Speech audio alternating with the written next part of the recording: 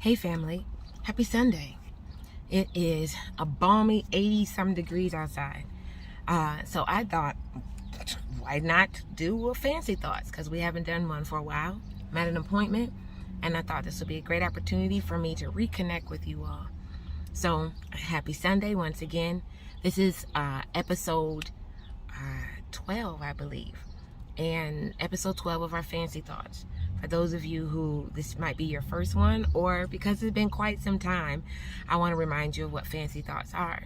So first of all, I am Francesca Hampton. I am the founder of Live Fancy Life, fostering achievement, never compromising you, where our desire is to be able to ignite the greatness that's on the inside of you, to help you to recognize that someone is waiting for what's on the inside of you, and it's time to release it. Our business will be launching this year, but until then, each week I come to you with fancy thoughts, fostering achievement, never compromising you thoughts to help you to rethink some things, or to remind you of some things, or to give you a different perspective on things, with the hope once again to be able to give you the desire to release what's on the inside of you, because there is someone that responds directly to the way that you are, and they're waiting for you. So, without further ado, let's get to this week's thoughts. This week, I wanted to talk about something that I believe is pertinent and important, not only for your business, but also for your personal life, or even more so, dare I say, that's very important for your personal life, that also impacts your business, and that's emotional comparison. We've talked once before in our previous episode about comparison and making sure that we're not doing things because we are looking at what we see in someone else's life and trying to match theirs, or we are discounting what we do because we compare it to what someone else does, or what it appears that someone else does or has. But the emotional comparison is something that I know I experience, especially in the most recent months, and it's something that I hear often when talking with friends and others. And it's the time where we don't necessarily allow ourselves to deal with or embrace or navigate through certain emotions because we compare them to what other people are going through or have been through.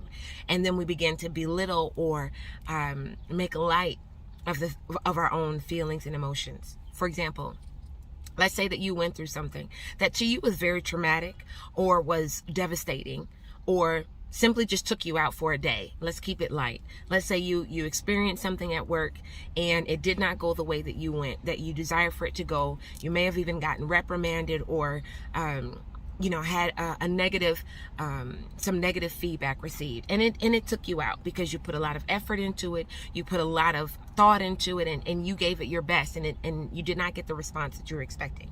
And so let's say that takes you out for the rest of the day, and someone might look at you and say, that shouldn't take you out. Like, everybody makes mistakes, get over it. Or the most common thing is, it could be a whole lot worse.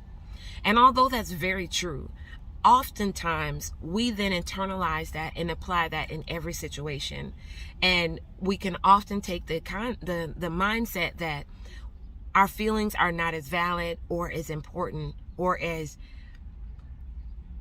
valuable because it could be worse, because somebody might be going through something that's worse, because another situation may be worse, or a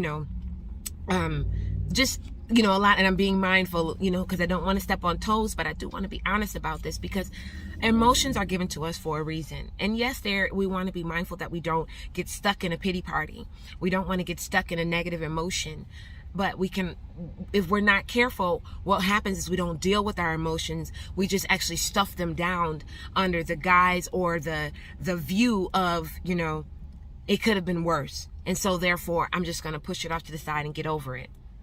The danger with that is you don't deal with the emotion. You don't deal with what was the trigger of the emotion. And therefore, you position yourself to basically revisit that same emotion, just exposed in different circumstances. It especially deals with those who have extremely traumatic situations, such as a death or a divorce, or any type of traumatic situation, whatever that might be. And I use those as ones that are what we consider serious.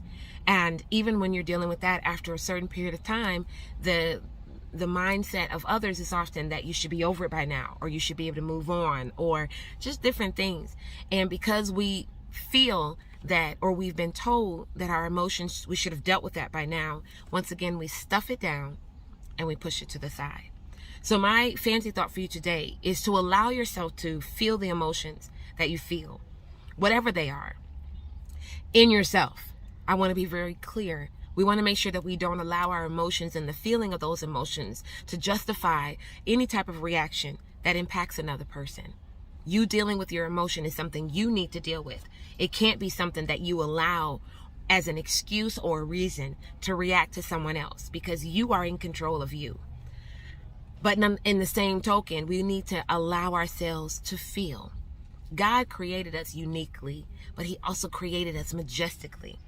And he created us or magically. And what I mean by that is, when we really think about the makeup of a human, it still boggles my mind. And so, again, not to ramble on, but I want you to take time to allow yourself to feel. It's okay to not be okay.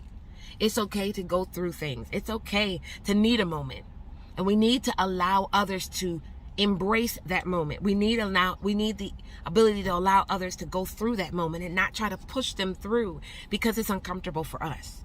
And a lot of times that's what ends up happening. We try to push people through their emotions because we feel they should be over it by now, or we are uncomfortable dealing with it. And so our advice is, let's work through how we can get over this.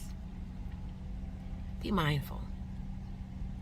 And be mindful whatever side of that pendulum you might be on, whether you're the one who may have been pushing down those emotions, or whether you might be that person who's encouraged someone to press through or to move beyond or to get over something at a time frame that may not be what was necessary for them. Be mindful. Don't allow the comparison of someone else's situation, or even the simple fact that something could have been worse, to not give you the opportunity and the space to deal with and go through whatever the emotions that you might be feeling. This impacts you in business, in relationships, and in your personal life. It can impact your confidence. It can impact your ability to recover. It can impact, therefore, your resilience.